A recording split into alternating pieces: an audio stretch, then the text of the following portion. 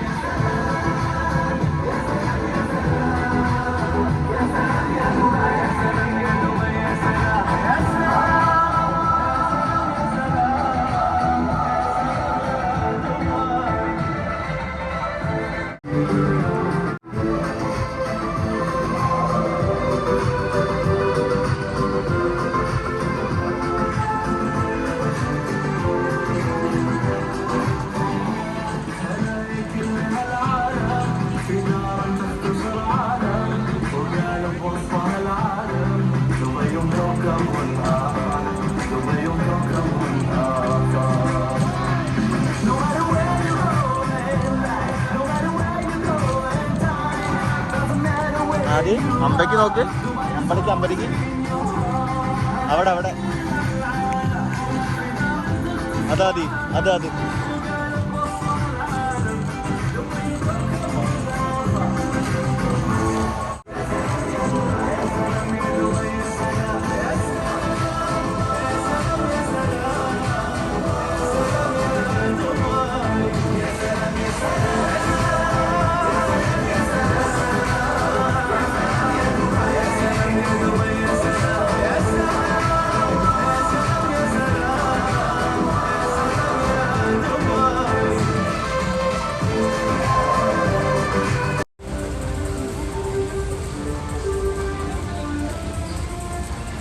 ഇറങ്ങാണ്.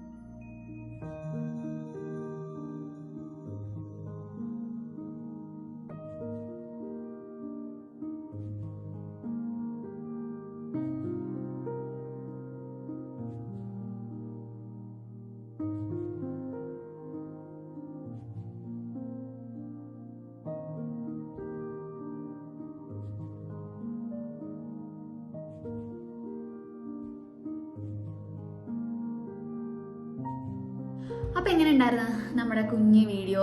Okay. Drone show അല്ല അതിൻ്റെ ഹൈലൈറ്റ്, അടിപൊളിയല്ലേ. അപ്പോൾ എല്ലാവർക്കും കണ്ടൊരു ഫീൽ വന്നു എന്ന് ഞാൻ വിചാരിക്കുന്നു. അപ്പോൾ എന്തായാലും നിങ്ങൾ നേരിട്ട് പോയിട്ട് കാണുന്നത് ഇവിടെ ഉള്ളവരാണെങ്കിൽ കേട്ടോ, കാരണം അത്ര അടുത്തല്ലേ, നമുക്ക് ജസ്റ്റ് ഒന്ന് ഒരു വീക്കെൻഡിൽ നമുക്ക് ഇറങ്ങിക്കഴിഞ്ഞാൽ ഡെയിലി 7 o'clock, അതായത് ഈവനിങ് 7 o'clock 9:30 ഷോ ഡെയിലി നടക്കുന്നുണ്ട്. ജസ്റ്റ് ഒന്ന് പോയിട്ട് ഒരു 10 minutes ഉള്ളൂ, ഒന്ന് അവിടെ പോയിട്ട് ചെക്ക് ചെയ്ത് നോക്കുക എങ്ങനെ ഉണ്ടെന്നുള്ളത്. എന്നിട്ട് തീർച്ചയായിട്ടും കമൻറ്റ് ചെയ്യണം. പിന്നെ വേറൊരു കാര്യമുണ്ട് കേട്ടോ, പോകുന്നതിന് മുന്നേ എന്തായാലും ഗൂഗിളിൽ ഒന്ന് സെർച്ച് ചെയ്ത് നോക്കണം. എന്താണെന്ന് വെച്ചാൽ ഈ കൊറോണയൊക്കെ എപ്പോഴാണ് കൂടുന്നത് കുറയുന്നതെന്ന് പറയാൻ പറ്റില്ലല്ലോ. അപ്പോൾ എൻ്റെ വാക്ക് കേട്ട് നിങ്ങൾ പോകുന്ന സമയത്ത് ആ ഒരു ടൈമിലായിരിക്കും ചിലപ്പോൾ അത് അവർ സസ്പെൻഡ് ചെയ്ത് വയ്ക്കുന്നത്. അപ്പോൾ ജസ്റ്റ് ഒന്ന് ചെക്ക് ചെയ്ത് നോക്കുക, ഇന്നില്ലേ അല്ലെങ്കിൽ പോസ്റ്റ്പോൺ ചെയ്തിട്ടുണ്ടോ, സ്റ്റോപ്പ് ചെയ്ത് വെച്ചിട്ടുണ്ടോ എന്നൊക്കെ ചെക്ക് ചെയ്തതിന് ശേഷം നിങ്ങളൊന്ന് പോയി കാണൂ.